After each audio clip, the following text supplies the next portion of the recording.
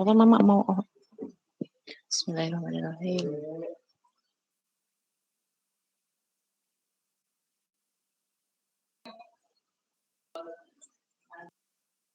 Bismillahirrahmanirrahim. Assalamualaikum teman-teman sekalian.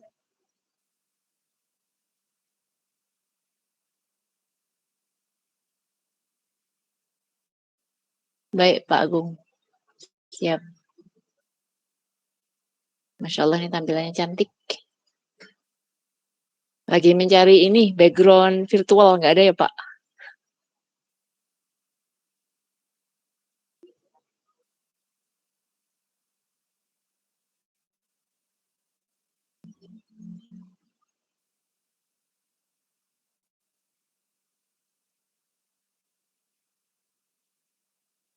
Baik teman-teman sekalian, mari kita awali ya kajian kajian ringan pada sore hari ini dengan sama-sama menghafalkan Al-Basmalah.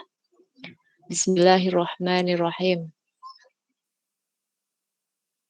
Bismillahirrahmanirrahim. Alhamdulillahirabbil alamin.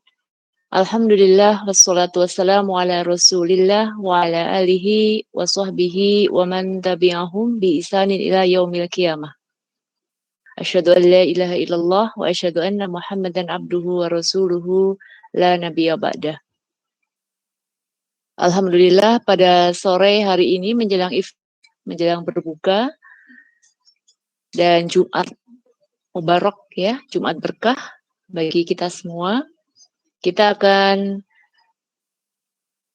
berbincang ringan, obrolan ringan yang menyenangkan saja ya, yang sifatnya membuat hati kita lebih bahagia, karena pada intinya kalau Al-Quran itu isinya hanya dua, mubasyirina wa mungdzirin, kabar gembira dan peringatan ya. Kalau kabar gembira itu isinya pasti hal-hal yang membahagiakan, reward ya. Kemudian wa mungdzirin isinya adalah yang sifatnya punishment, yang sifatnya hukuman, ancaman. Saya berikan title, mudah-mudahan pas nanti dengan isinya, tentang kita akan belajar dari salah satu sosok sahabat Rasulullah, sahabat pilihan, yang dengan akhlaknya, yang dengan pola hidup beliau, itu bisa mencapai surganya Allah. Kalau teman-teman sudah menonton movie The Crazy Rich, nah saya berikan title The Real Crazy Rich. Siapa sih sebenarnya orang yang paling kaya sesungguhnya di mata Allah? Baik. Siapakah yang sudah pernah ke sini? Kalau ngelihat videonya udah sering ya. Suatu saat mungkin bagi yang belum harus menabung nih biar bisa sampai ke sini. Ini terkenal dengan surganya Indonesia yang paling pojok timur ya. Kalau ke sana sama seperti perjalanan kita ke Baitullah, mirip-mirip ya. Jadi Masya Allah luar biasa indahnya.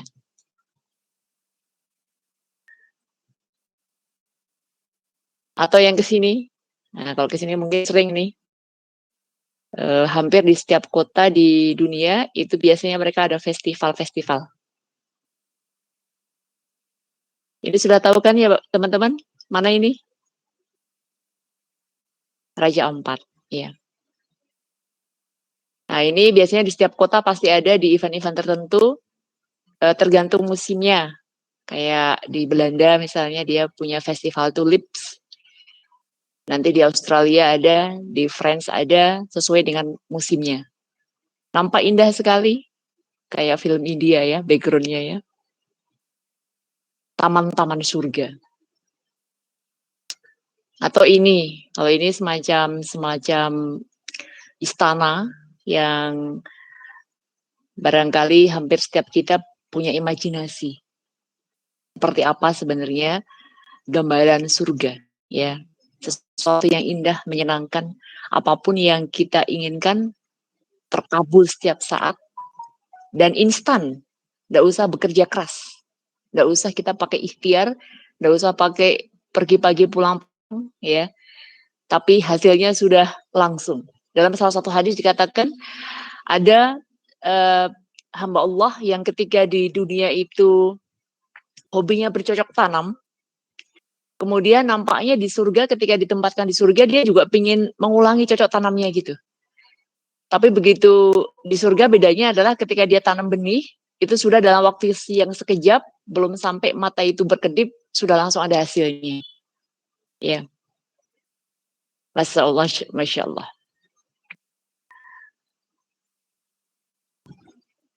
Nanti kita insya Allah tidak akan merasakan kelelahan.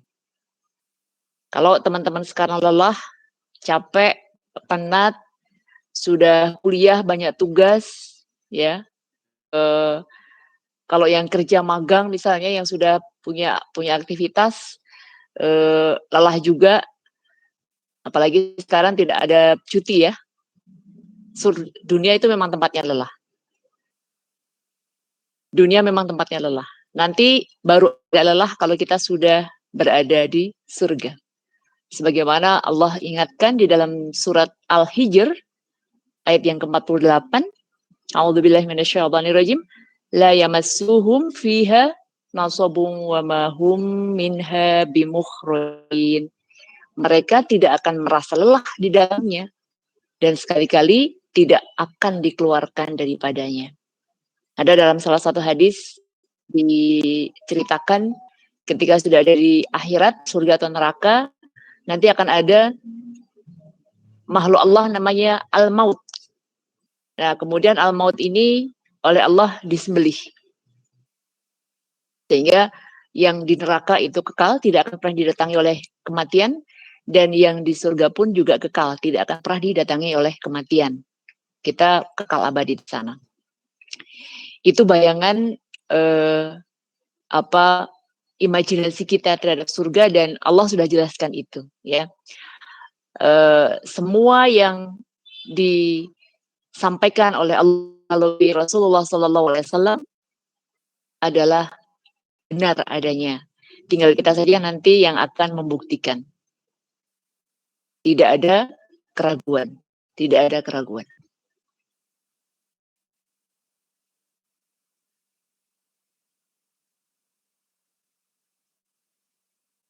Nah, tentu saja untuk memasukinya kita perlu buka pintu. Ya, tidak terbuka semua orang. Tidak terbuka untuk semua hambanya sudah pasti. Coba kita lihat pintu-pintunya itu apa saja. Dan dari mana kita bisa memasukinya. Dalam hadis riwayat Bukhari, nomor hadis 3666, dan juga hadis riwayat Muslim, nomor hadis 1027. Ini agak panjang, yang artinya adalah siapa yang berinfak sedikit saja kendaraan di jalan Allah, maka dia akan dipanggil dari pintu-pintu surga. Wahai hamba Allah, ini adalah hasil kebaikanmu. Jika ia ahli sholat, maka ia akan dipanggil dari babus sholat. Jika ahli jihad, fisabilillah, dia akan dipanggil dari babul jihad. Jika ia ahli sedekah, maka akan dipanggil dari babus sedekah. Dan jika ia ahli puasa, maka ia akan dipanggil dari pintu puasa atau babur royan. Ini 4 yang disebutkan dalam salah satu hadis ini. Ada babus sholah, yang bagus sholatnya, yang tidak lalai sholatnya, yang tepat waktu, yang bisa khusyuk, yang bisa mendatangkan dari sholat itu adalah alatat ma'innal qulub, ala bidzikrillahi tatmainnal qulub, yang bisa mendatangkan ketenangan, ya. Bukan hanya sholat wajib yang 17, ditambah dengan sholat-sholat rawatibnya, ditambah dengan sholat-sholat sunnahnya yang lain, sholat tahajud sebagai bagian dari ciri khas penghuni surga di dunia, ya, babus sholat. Kemudian ahli jihad, yang dia para syuhada, kemudian ahli sodakoh, yang menafkahkan sebagian rizkinya di jalan Allah, baik dalam lapang maupun dalam keadaan sempit, dan ahli puasa. Baik itu puasa Ramadan, Masya Allah pada hari ini, pada bulan ini, ya. Kemudian juga puasa-puasa sunnah yang lain, Senin Kamis, Ayyamul Bid, puasa Arafah, dan lain sebagainya. Nah, disebutkan 8 pintu surga, yang 4 ini sudah disebutkan dalam hadis ini, sahih dan tidak ada pertentangan di antara para perawi hadis. Nah, kemudian yang 4 lainnya, itu antara hadis satu dengan hadis yang lain, itu ada sedikit perbedaan. Dijelaskan di dalam Fathul Bari, bab 7, halaman 34, nomor 34, penjelasan kitab Sahih Bukhari, karya Imam Ibnu Hajar Al-Asqalani, disebutkan 4 yang lain itu apa? Yang pertama adalah pintu khusus bagi mereka yang melakukan ibadah haji, yang mereka yang sudah menunaikan ibadah haji. Karena haji itu bagian dari amalan kap itu. Amalan hati, amal dalam bentuk amalan harta, dan juga amalan tenaga, ya. Effortnya banyak. Pintu khusus tanpa keraguan. Haji yang mabrur. Kemudian ada pintu spesial bagi para hamba-hamba Allah yang dia bisa menahan amarah dan selalu memaafkan manusia. Khadiminal wal afina 'anin nas. Jadi yang selalu bisa menahan emosi kemarahannya, yang selalu bisa memaafkan manusia. Kemudian ada babul aiman, pintu kanan. Nah, inilah untuk pintu yang bisa dimasuki oleh orang-orang yang sempurna dalam hal pasrah tawakal kepada Allah. Tawakal kepada Allah, sempurna tawakalnya. Ikhtiar, sabar, tawakal, ya. Jadi kita kan semuanya kepada Allah. Kita dengan hakul yakin akan qada dan qadarnya Allah. Kemudian yang satu lagi ada bab zikr, ada ahli untuk orang-orang atau untuk hamba Allah yang dia ahli zikir, baik dalam keadaan duduk, baik dalam keadaan berdiri maupun dalam kondisi berbaring. Termasuk sholat, ya. Sholat itu diperintahkan oleh Allah dalam kondisi apapun. Kita tidak bisa duduk, kita berbaring. Kalau tidak bisa berdiri, duduk. Kalau tidak bisa duduk, berbaring. Kalau dengan berbaring pun masih susah, ya berarti disolatkan, ya. Jadi tidak ada ampunan untuk meninggalkan sholat. Nah, di dalam hadis riwayat yang lain, ada yang menyebutkan, disebutkan oleh hadis riwayat Tirmidzi, disebutkan babul ilm, penuntut ilmu. Mudah-mudahan teman-teman sekalian, saya dan teman-teman sekalian, bagian juga dari menuntut ilmu, thalabul ilm. Jadi ada 8 pintu surga. Mana yang nanti akan teman-teman buka, ya. Mana yang nanti akan teman-teman gunakan.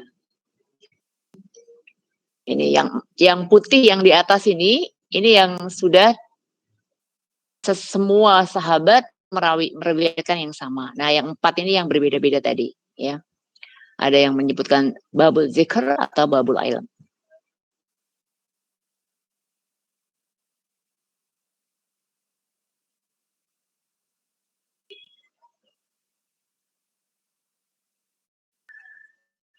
Nah, dari 8 pintu surga itu, ini kalau di sini ada hadir yang sudah para wanita yang sudah menjadi istri, nah itu ada jalan pintas lagi nih, ya. Dalam sebuah hadis diriwayatkan bahwa wanita salehah itu adalah yang dia ketika dia melaksanakan sholat, kemudian puasa di bulan Ramadan, kemudian yang ketiga adalah yang dia wanita salehah yang ketika di dipandang oleh suaminya itu dia menyenangkan, yang ketika diperintah itu dia mentaatinya, dan ketika ditinggalkan itu menjaga harta dan menjaga dirinya. Nah, kalau sudah seperti ini, maka dikatakan oleh Allah, maka pilihlah dari pintu mana yang kalian inginkan. Jadi bersyukur sekali ini bagi para ibu-ibu, para istri yang sudah hadir mungkin barangkali atau calon istri nanti ya, diperhatikan itu jalan pintas kita bisa masuk lewat pintu manapun. Kita sudah tahu nih ya, ada 8 pintu surga. Nah, siapa saja yang sudah dijamin yang masuk ke dalam surganya setelah pintu terbuka, masuk ke dalam surganya siapa yang sudah dijamin. Karena dengan demikian kita akan bisa belajar dari orang yang sudah dijamin ini. Ya, yang sudah dijamin ini. Di dalam hadis riwayat Tirmidzi nomor hadis 3747 dan hadis riwayat Ahmad disebutkan ada 10 sahabat yang sudah dijamin surganya. Ini yang biru dengan yang kuning. Ini ada perbedaan perawi. Yang kuning itu melengkapi yang biru. Yang biru ada 9 kemudian dilengkapi dengan yang kuning. Yang pertama jelas itu adalah Abu Bakar radhiyallahu anhu. Abu Bakar fil jannah, Umar fil jannah, Utsman fil jannah, Ali fil jannah, Thalhah fil jannah, Zubair fil jannah, Abdurrahman bin Auf fil jannah, Sa'ad bin Abi Waqqas fil jannah, Sa'id fil jannah, dan Abu Ubaid ibnu Jarrah fil jannah. Jadi ada 10 as-sabiqun al-awwalun, ini masuk mayoritas as-sabiqun al-awwalun ini ya. Orang-orang yang pertama masuk menerima dakwahnya Rasul ketika di Mekah, itu sudah dijamin Allah akan mendapatkan surga. Tentu saja dengan amalan-amalan yang spesial yang sudah mereka lakukan. Seperti misalnya Thalhah, ya, dikenal sebagai perisai Rasulullah. Jadi ketika terjadi peperangan, maka beliau yang berada di depan untuk melindungi Rasulullah. Kita akan mengambil salah satu yang 10 ini, ya. Satu dari 10 ini kita ambil, kita kupas. Yaitu terkait dengan Abdurrahman bin Auf, yang salah satu pintu yang bisa dimasuki atau pintu yang terbuka lebar untuk ahli sedekah. Dijelaskan di dalam surat Ali Imran, surat yang ketiga, ayat yang ke-133. A'udzubillahi minasyaitonirrajim. Wasari'u ila maghfiratin min rabbikum wa jannatin 'arduhas samawati wal ard u'iddat lil muttaqin. Dan bersegeralah kamu mencari ampunan dari Rabbmu dan mendapatkan surga yang luasnya seluas langit dan bumi, yang disediakan bagi orang-orang yang bertakwa. Arduhas samawati wal ard. Ya, kalau kita sekarang baru rumah yang tidak luas, ya, rumahnya sepetak, rumahnya 2 peta, atau rumahnya yang sudah segede-gede gaban, ya, itu nggak ada apa-apanya. Dengan arduhas samawati wal ard, yang luas itu seluas langit dan bumi. Nanti kita bisa menikmati ini. Bagi siapa itu? Disediakan bagi orang-orang yang bertakwa. Kadang kita kalau tadi jalan-jalan ke melihat samudra gitu, tadi ya, dengan pemandangan yang indah, itu Masya Allah, betapa kecilnya kita gitu. Nah, itu nggak seberapa, karena surga tidak di luar bayangan kita. Kita melihat ciptaan Allah di bumi saja sudah kita takjub ya. Di ayat yang ke-134 dilanjutkan, siapa mereka ini? Orang-orang yang bertakwa ini siapa? Alladzina yunfiquna fis-sarra'i wad-dharra'i wal kadhimina al-ghaidh wal 'afina 'anil nas. Wallahu yuhibbul muhsinin. Yaitu orang-orang yang berinfak baik di waktu lapang maupun di waktu sempit. Baik di waktu lapang maupun di waktu sempit. Baik ketika kita ada dompetnya tebal maupun ketika dompetnya tipis. Ya, ketika kita banyak rezeki, ketika kita sempit rezeki. dan orang-orang yang menahan amarahnya dan memaafkan kesalahan orang lain. Tadi sudah disebutkan babul kadhiminal ghaidh wal 'afina 'anil nas. Pintu yang lain ya. Dan Allah mencintai orang yang berbuat kebaikan. Nah, kita lihat kenapa orang bisa berinfak. Ya tentu saja karena ada yang diinfakkan ya. Jadi kalau ini ditarik ke dalam kehidupan bisnis, teman-teman, kita memiliki bisnis, teman-teman nanti memiliki usaha atau yang sudah memiliki bisnis, itu the ultimate goal-nya itu tidak laba. Tapi bagaimana dengan laba itu kita bisa melakukan infak sedekah, zakat, infak sedekah yang lebih banyak.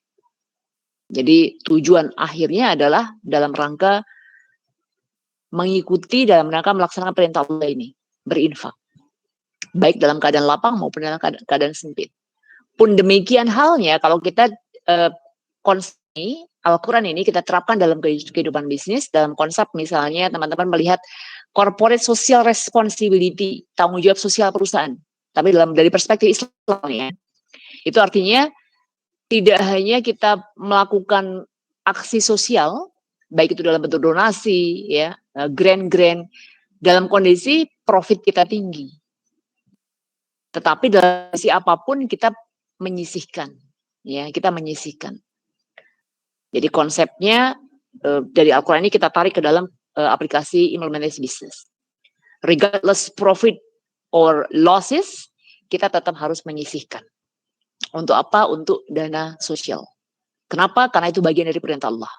Ya. Nah ini kita kembali ke kehidupan pribadi, kita bisa membuka pintu surga dari babul infak, babul sedekah dengan cara kita bisa melakukan dengan kemudahan-kemudahan yang Allah berikan, berinfak baik dalam kondisi lapang maupun dalam kondisi sempit. Belajar dari kisah Abdurrahman bin Auf. Salah satu sahabat yang dijamin masuk surga. Ya, salah satu sahabat yang sudah ada jaminan surga. Salah satu kebiasaan Abdurrahman bin Auf adalah memang gemar bersedekah. Gemar bersedekah. Beberapa contoh yang didokumentasikan, ya, yang diriwayatkan dari berbagai macam sirah, pernah mengeluarkan 200 uqiyah emas. Satu uqiyah itu setara dengan 31.000 gram. Kalau sekarang 1 juta kira-kira kan ya. Jadi kalau dirupiahkan mungkin setara sekitar 300 miliar pada saat perang Tabuk ya, buat membeli logistik, persenjataan, kuda dan seterusnya. Santunan kepada veteran perang Badar yang kira-kira jumlahnya sekitar 100 orang, masing-masing mendapatkan santunan setara dengan 400 dinar, setara dengan 78 miliar. Kalau kita lihat 400 kalikan 100, jadi 4.000 dinar. Ya. Dan juga tercatat juga pernah menyumbangkan 700 ekor unta lengkap dengan dagangannya kepada penduduk Madinah. Itu kalau dirupiahkan satu ekor unta itu sekitar berapa? 40 jutaan kali ya. Itu ada berarti kita sekitar 30 miliar. Jadi kelas kakap ya. Sedekahnya itu bukan receh tapi kakap. Ya, bukan kecil-kecil, bukan receh tapi Masya Allah luar biasa besarnya.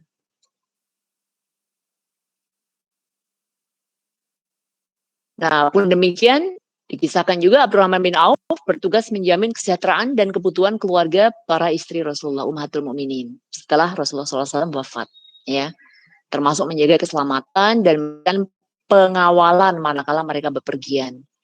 Jadi dijamin itu para istri Rasulullah SAW dengan hartanya Abdurrahman bin Auf.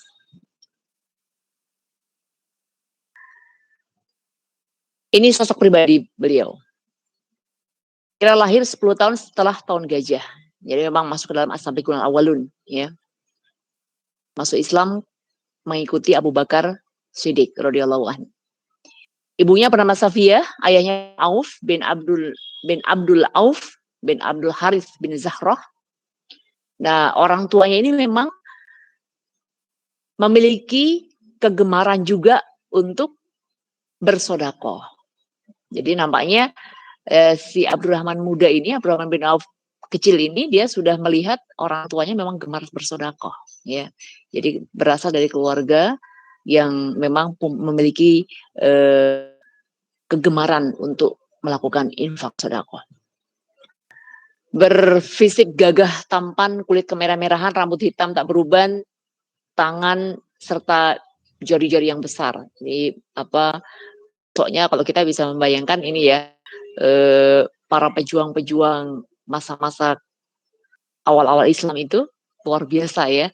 Jadi tangguh-tangguh dengan didikan Rasulullah selama 13 tahun itu bisa menghasilkan sosok-sosok yang seperti ini. Sebelum memeluk Islam, nama aslinya adalah Abdullah, atau riwayat lain menyebutnya juga dengan nama Abdul Amr. Ketika berjalan, ia kerap terlihat sedikit pincang. Kira-kira ada minimal 21 luka bekas perang Uhud. Ini kalau kita lihat kehidupan sahabat itu, ketika Rasulullah sudah mengatakan mari berjihad, ya, panggilan jihad itu datang, ditabuh genderang jihad, itu mereka kan sudah langsung ya, kayak ceritanya Ukasha ya, makan kurmanya belum selesai, dia tinggalkan langsung menuju ke medan perang. Jadi luka itu bagi para sahabat Rasul ini luar biasa yang justru mereka cari begitu. Itu nanti akan bersaksi di hadapan Allah. Hijrah ke Habsyah, peristiwa ini terjadi pada saat Rasulullah SAW diutus pada tahun kelima dan wafat itu ketika usia 75 tahun. Ada beberapa riwayat yang mengatakan 72 atau 73 tahun. Nah, nilai kekayaannya nih, teman-teman sekalian, ketika beliau wafat itu setara dengan sekitar 6 triliun, ya. Tidak sedikit hartanya.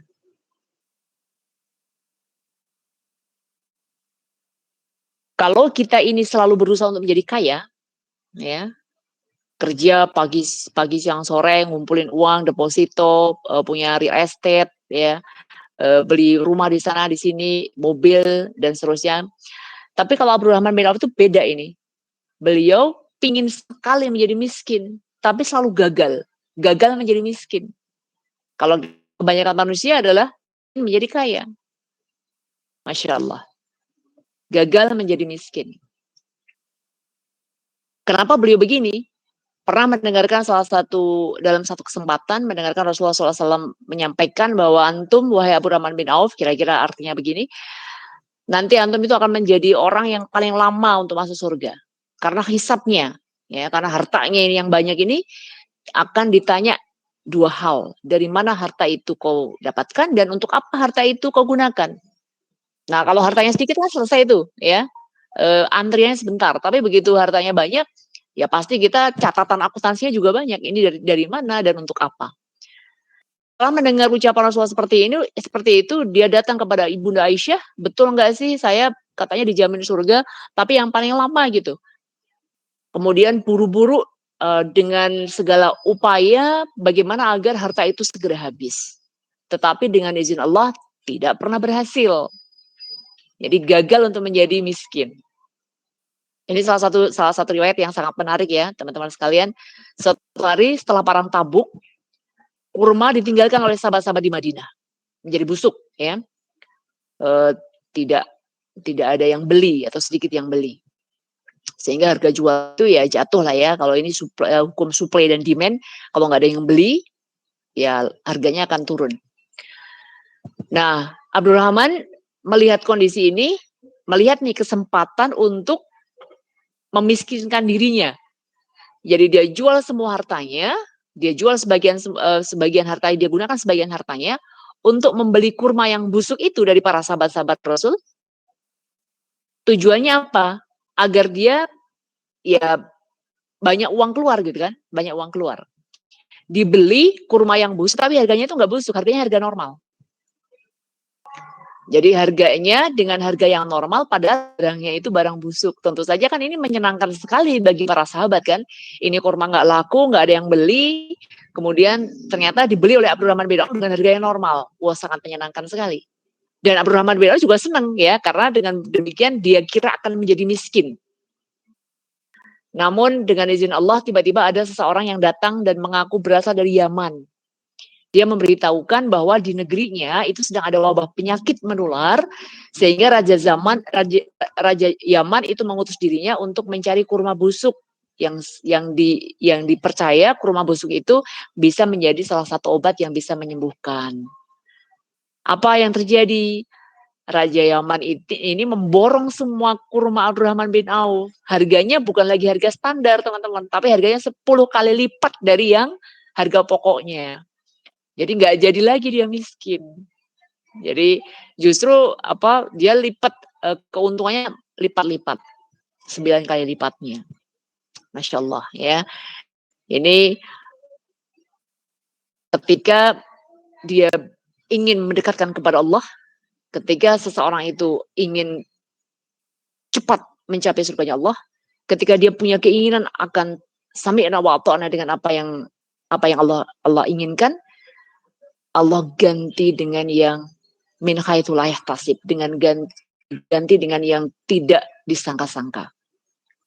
Ini salah satu cerita bagaimana Abdurrahman bin Auf itu tidak pernah berhasil untuk menjadi seorang yang miskin.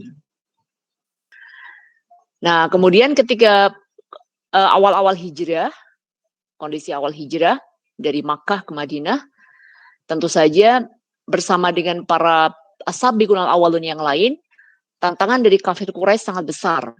Ya, tantangan dari kafir Quraisy sangat besar.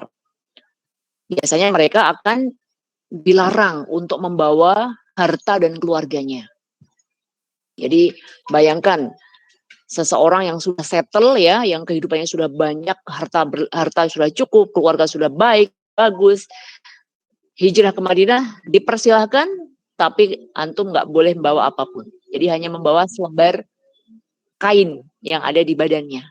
Nah, kondisi ini pun terjadi dengan Abdurrahman bin Auf. Dari Makkah ke Madinah itu tanpa apa-apa, tanpa harta, tanpa apapun yang dia bawa.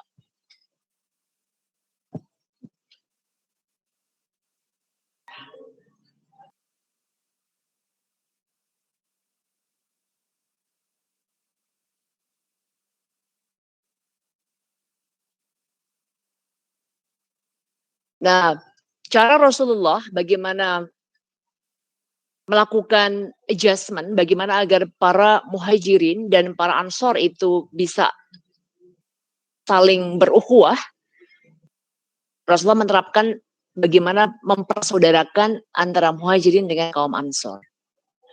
Abdurrahman bin Auf ini karena berasal dari keluarga yang sangat kaya raya, keluarga yang bergelimangan harta, kemudian Rasulullah juga menyesuaikan, dipersaudarakan juga dengan konglomeratnya Madinah, ya, Sa'ad bin Rabi. Sebagaimana dijelaskan oleh Anas bin Malik bahwa Sa'ad memberi tawaran yang menggiurkan pada Abdurrahman bin Auf. Saudaraku, aku seorang terkaya di Madinah. Ambillah separuh hartaku, baik itu rumah, kebun, kurma yang kau suka. Dan aku memiliki 2 istri. Pilih yang kau suka. Maksudnya pilih di sini, nanti akan aku ceraikan dan nanti setelah masa iddah habis, kemudian kau nikahilah. Namun apa yang dijawab oleh Abdurrahman bin Auf? Abdurrahman bin Auf mengatakan, semoga Allah melimpahkan berkahnya kepadamu dan kepada keluargamu dan juga hartamu. Saya hanya memohon kepadamu, tunjukilah kemana arah pasar. Ya, market di mana market, pasar di mana pasar tempat jualan. Jadi ini juga keistimewaan ya. Jadi kalau kita ditawarkan sudah pasti kondisi kita itu kayaknya nih semuanya dipilih ya. Dipilih mana nih harta, aku ada harta ini silakan diambil langsung tanpa reserve ya. Tapi Abdurrahman tidak. Dia hanya mengatakan tunjukilah di mana pasar berada. Tunjukilah di mana pasar berada. Nah, dari situ kemudian kita bisa mengambil beberapa pelajaran. Ya, saya meringkasnya menjadi 6 pelajaran yang bisa kita petik dari sosok yang luar biasa ini. Yang pertama adalah skills without capital. Kita selama ini selalu bicara kalau usaha bisnis itu harus pakai modal. Ya, ternyata tidak selamanya begitu. Abdurrahman bin Auf mencontohkan kepada kita bahwa tanpa modal pun dia bisa melakukan. Dengan keahlian yang dia miliki, dengan pengalaman yang dia miliki sebelumnya atau ketika di Makkah, maka itu bisa menjadi modal awal. Tentu saja ada beberapa catatan yang perlu kita perhatikan. Yang pertama, bisnis harus sesuai dengan syariat. Dari sisi kehalalan. Jadi fikihnya jelas, kita tidak boleh berjualan, kita tidak boleh melakukan transaksi yang dari sisi zatnya maupun prosesnya itu haram. Ya. Jadi pastikan bisnis itu halal. Halal dari sisi zat maupun dari sisi prosesnya atau ghairu dzati. Kemudian yang berikutnya adalah terapkan akhlak nubuwah.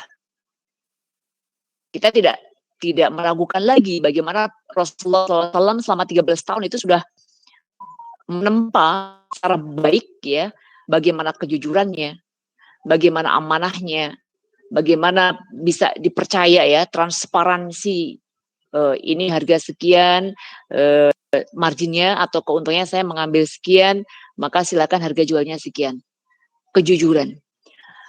Oh, ini ada barang yang tidak terlalu baik, maka harganya bisa dikurangi. Jadi semuanya serba transparan. Akhlak nubuwah itu diterapkan.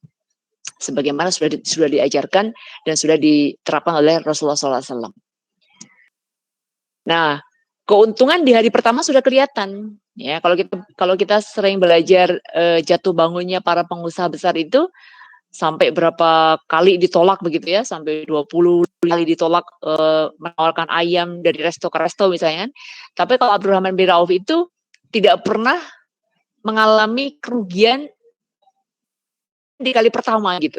Keuntungan sudah beliau rasakan di hari pertama. Dengan jualan hanya sebatas jualan minyak samin dan akid. Macam keju atau susu beku ya. Nah, dari situ kemudian dikumpulkan sampai akhirnya dalam sebulan itu kira-kira beliau sudah beda penampilan begitu, sudah ada harum-harumnya, ternyata beliau sudah melakukan pernikahan.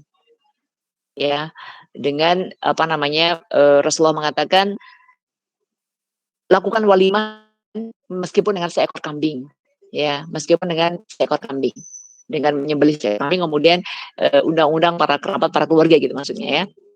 Jadi telaten sekali. Telaten sedikit-sedikit dikumpulkan dari mulai nol betul ya, starting from zero itu menjadi pengalaman, menjadi benchmark ya, menjadi praktek yang bisa kita contoh. Nah, kemudian tadi disampaikan cerita ini bahwa dia tidak minta apa-apa kecuali tunjukkan kemana pasar ya. Nah, dari sini kita bisa melihat semangat ini, tunjukkan pasar ini menjadi semangat continuous improvement, teman-teman sekalian.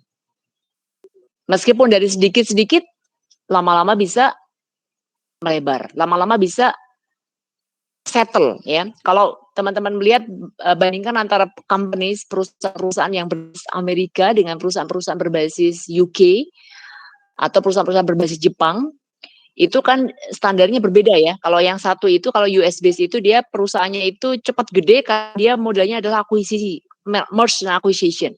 Tapi kalau yang ini, yang satunya ini perusahaan-perusahaan berbasis Japanese companies atau UK companies itu biasanya mereka adalah perusahaan yang besarnya itu karena kecil dulu gitu, kecil jadi besar.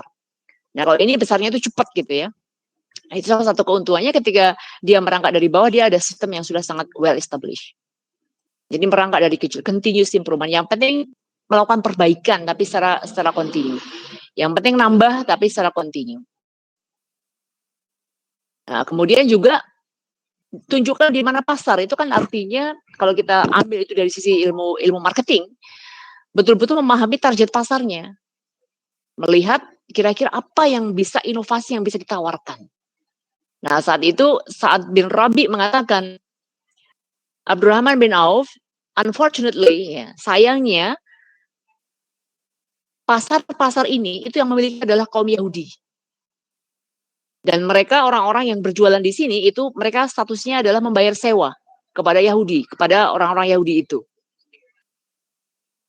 Biasanya kalau sewa itu yang sifatnya kalau di kita adalah ijaroh maksudnya ya, kontraknya adalah ijaroh itu kan sifatnya fix ya.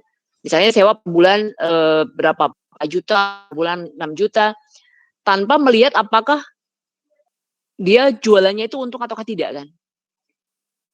Nah kemudian melihat penjelasan Sa'ad bin Rabi seperti itu, apa yang dikatakan oleh Abdurrahman bin Auf, wahai Sa'ad, itu ada tanah di sebelah di depan pasar Yahudi itu punya siapa?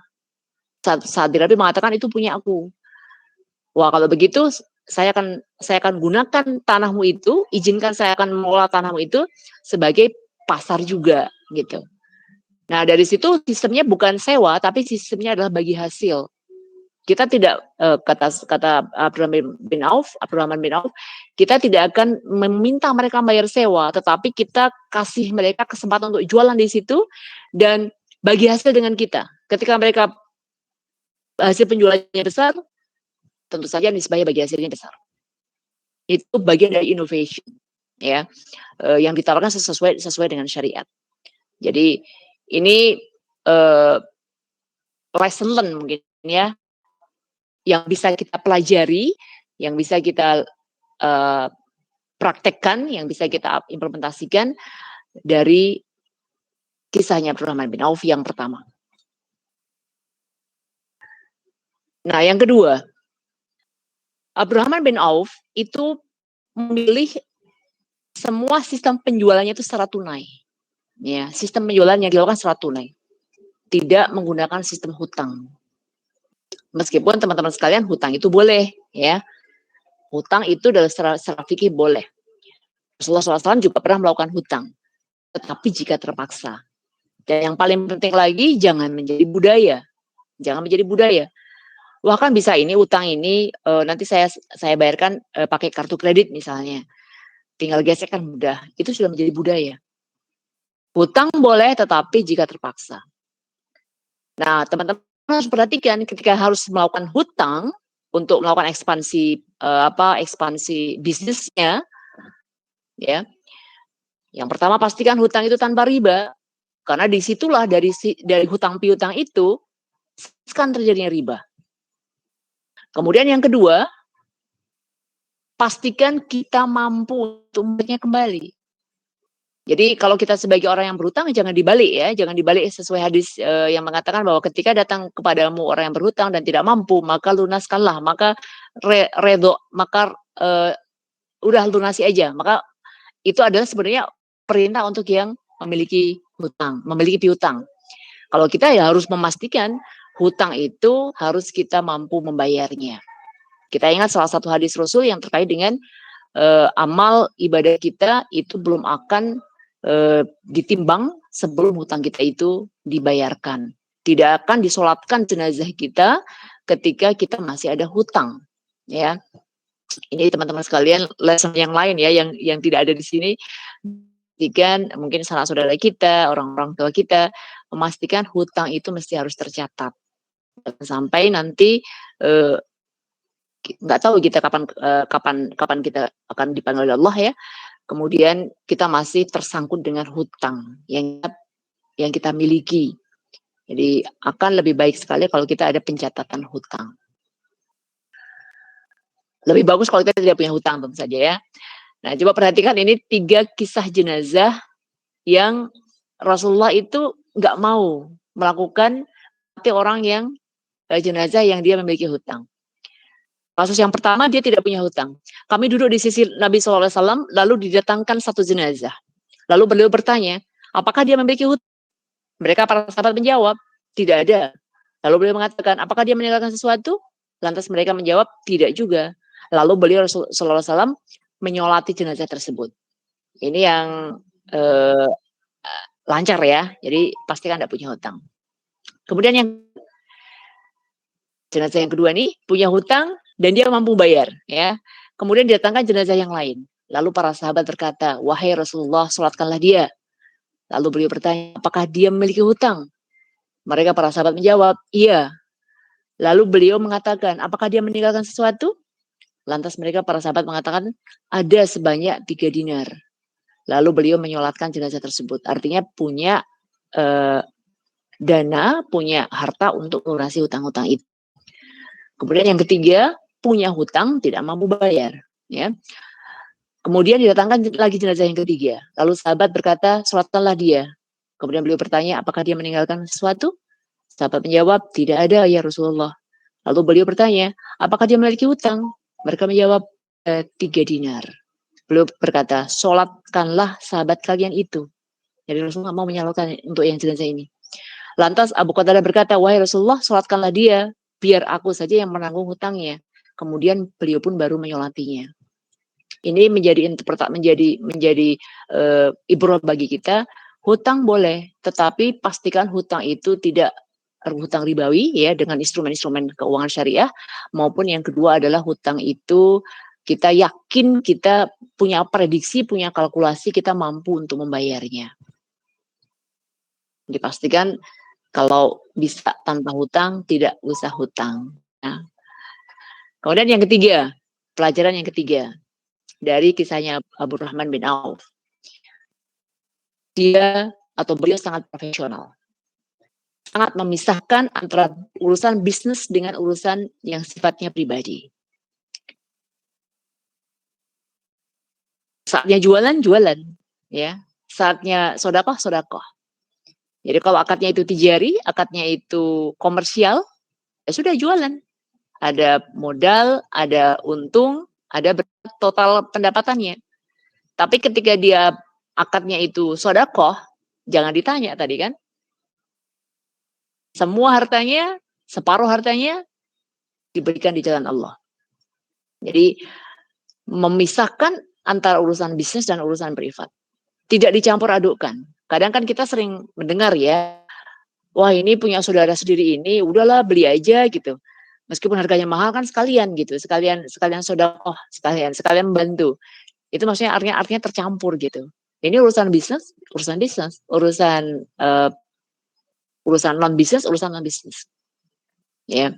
Jadi ada Qardul Hasan di sini ada urusan pinjam meminjam, ada meminjamkan jasa, meminjamkan uang, memberikan hadiah, mewakilkan ya, wakalah itu dipisahkan dari yang sifatnya adalah orientasi memang jualan, mencari laba.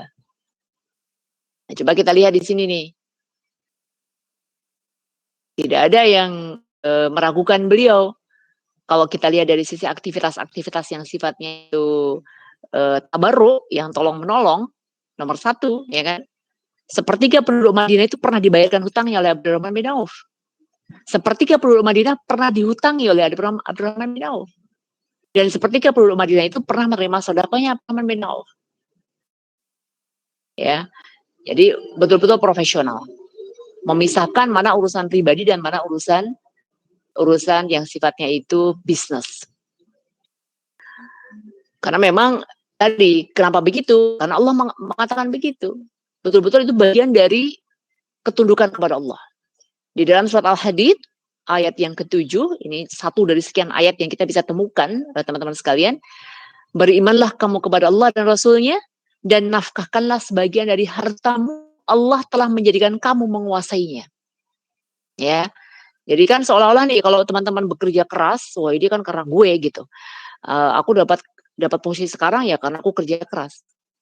Iya, Allah katakan itu. Allah telah menguasai harta itu. Tapi Allah tetap perintahkan, menafkahkanlah sebagian dari harta itu. Yang dengan izinnya, yang dengan izin Allah, kita telah diberikan kuasa untuk mengontrolnya. Kita diberikan hak untuk menguasainya. Jadi bagian dari ketundukan kita kepada Allah dengan ayat ini urusannya beda. Urusan infak, urusan sedekah, urusan bisnis. Ya. Anjuran untuk melakukan akad-akad yang sifatnya tolong menolong itu menjadi bagian dari ketundukan kita kepada Allah. Pelajaran keempat, tidak meremehkan keuntungan walaupun sedikit. Ya, kadang kan kita untungnya sedikit nggak menarik gitu ya. Tapi tidak dengan Abdurrahman bin Auf. Tidak pernah menganggap sedikit setiap keuntungan. Tidak pernah menganggap sedikit setiap keuntungan. Even 1 dirham itu adalah sebuah keuntungan. Even 100 rupiah itu adalah keuntungan rizki dari Allah. Ya, Allah menitipkan rezeki kepada kita dengan beragam cara. Pernah menganggap sedikit setiap keuntungan. Bahkan ini nih yang menarik ini, tidak ingin untungnya banyak-banyak, teman-teman sekalian. Setiap keuntungan yang diperoleh itu bagian dari yang perlu disyukuri, tidak pernah dianggap remeh, dan dia tidak mau mengambil untung banyak. Meskipun itu boleh, ya. Dalam fikih kan tidak ada larangan bahwa kita harus menjual dengan profit sedikit gitu. Profit tidak boleh banyak-banyak kan nggak masalah. Bisa 100%, bisa 200%, bisa 300%. Selama secara fikih, selama secara aturan, secara syarat-syaratnya rukunnya terpenuhi, secara fikih muamalah itu dia halal, that's fine. Untung setingginya nggak masalah, ya. Tetapi Abdurrahman bin Auf memberikan contoh kepada kita, tidak hanya yang sifatnya semua bisnis harus halal, tidak hanya halal dan haram, tetapi beyond halal haram. Tetapi yang beliau inginkan adalah kemuliaan. Kemuliaan. Ya, lebih mulia. Bolehnya sih boleh ngambil untung banyak, tapi itu tidak mulia. Bolehnya sih boleh halal kita jualan begini dengan cara yang tinggi, dengan cara ini. Kecuali lah ya, kecuali teman-teman ketika misalnya kita melakukan penimbunan barang. Ketika kita melakukan ihtikar, timbun barang, kemudian barang langka, and then harganya naik, itu menjadi dagangan yang batil. Tapi kalau kondisi normal, orang ada yang mau beli ya dengan harga yang tinggi, itu halal. Tetapi itu tidak dipilih oleh Abdurrahman bin Auf. Beliau pilih yang mulia. Ini rangka kita lihat melaksanakan hadis Rasul, riwayat Bukhari, nomor hadis 2076. Rahimallahu rajulan samhan idza ba'a wa idza ishtara wa idza qada. Allah telah merahmati seseorang yang mudah idza ba'a, ketika dia menjual. Idza ishtara, ketika dia membeli. Wa idza qada, dan ketika dia menagih haknya. Luar biasa Islam itu mengajarkan ya. Kalau kita menjual, lebihkan sedikit dalam hadis yang lain. Jangan terlalu pelit gitu ya. Ketika timbang baru itu yang naik turun tanda timbangan itu sudah kira-kira pas 1 kilo langsung kita angkat. Jangan begitu, lebihkan sedikit. Bersikap mudah dalam menjual. Ketika membeli juga demikian. Jangan tawar sampai ini gitu, keterlaluan menawarnya. Ketika membeli, mudahkanlah. Ketika menjual, mudahkanlah. Termasuk akhlak ketika menagih hutang. Itu hak kita kan. Cara menagihnya dengan cara yang baik. Jadi dibawa ke sini, dibawa arahnya itu bukan hanya oh ini boleh kok, tapi lebih kepada ini lebih mulia. Ini lebih mulia. Nah, ini teman-teman bisa melihat ya beberapa fatwa, misalnya Syekh Muhammad bin Shalih Al-Utsaimin, dan juga saya ambilkan dari pendapatnya Syekh Qardawi. Keuntungan itu tidak ada batasan tertentu, karena itu termasuk rezeki Allah. Terkadang Allah menggelontorkan banyak rezeki kepada manusia, sehingga kadang ada yang mendapatkan untung 100 atau 200, 100 atau lebih, hanya dengan modal 10. Jadi berapa kali lipat tuh? 10 kali lipat kan ya? Dia membeli barang ketika harganya sangat murah. Kemudian harga naik. Tadi sempat juga ya, pengennya miskin tadi, tapi ternyata harganya naik 10 kali lipat. Sehingga dia bisa mendapatkan untung yang besar. Dan kadang terjadi sebaliknya. Dia membeli barang ketika harga mahal, kemudian tiba-tiba harganya turun drastis. Karena itu tidak ada batasan keuntungan yang boleh diambil seseorang. Namun demikian, dari Syekh Yusuf Qardawi mengatakan keuntungan tersebut sepatutnya dapat digunakan untuk membayar zakat. Ya, modal seharusnya tidak makan zakat dan cukup untuk nafkah dirinya beserta keluarganya. Ya, zakat 2,5% lah ya. Kemudian ditambahkan dengan sewajarnya untuk memberikan nafkah kepada keluarganya.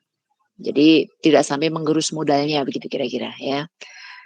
Ini, membawa kita bukan hanya kepada boleh tetapi halal, tapi bagaimana perniagaan kita itu lebih mulia.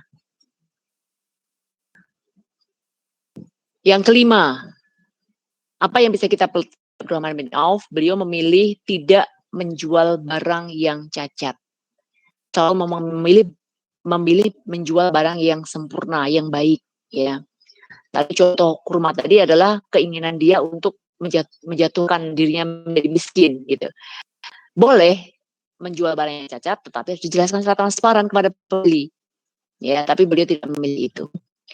Ya, kita lihat dari sudut pandang marketing pemasaran, tentu saja kalau kita menjual barang yang resikonya barang yang bagus, yang zero defect, yang tidak cacat, itu pasti kan resikonya akan rendah ya. Karena ketidakpuasannya akan rendah, mereka nanti akan bisa merekomendasikan kepada calon potensi pembeli begitu ya. Kemudian nanti bisa menjadi promo yang gratis gitu. Oh ini kualitasnya bagus, harganya kompetitif begitu ya, pelayanannya baik, transparan dan seterusnya, sehingga itu bisa menjadi promo month by month ya,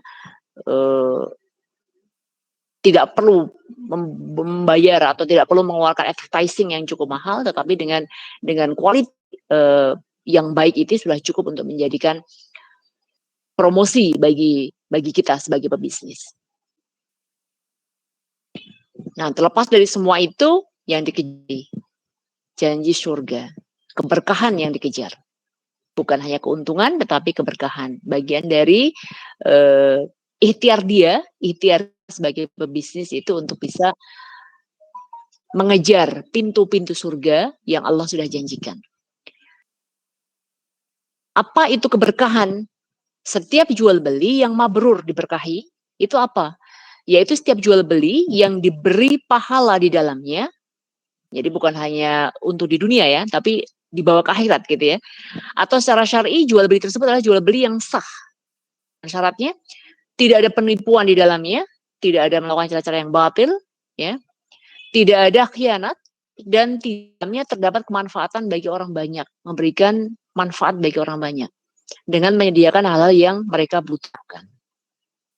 Ini 6 pelajaran harga yang mudah-mudahan bisa kita petik dari kisahnya Abdurrahman bin Auf.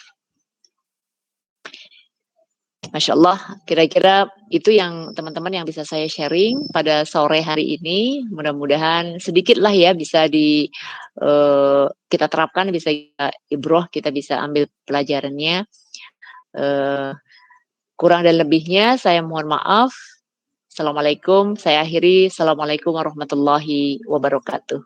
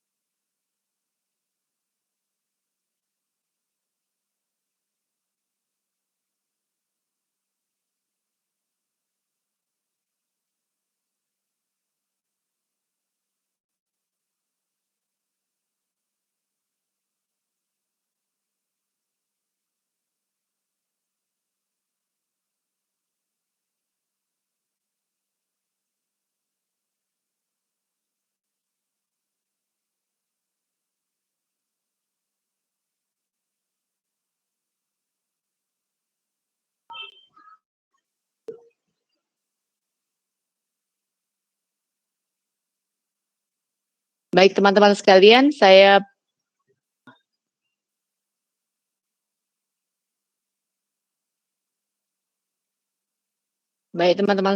saya mohon pamit terlebih dahulu ya, mudah-mudahan bermanfaat. Kita akhiri. Assalamualaikum warahmatullahi wabarakatuh. Mohon izin live.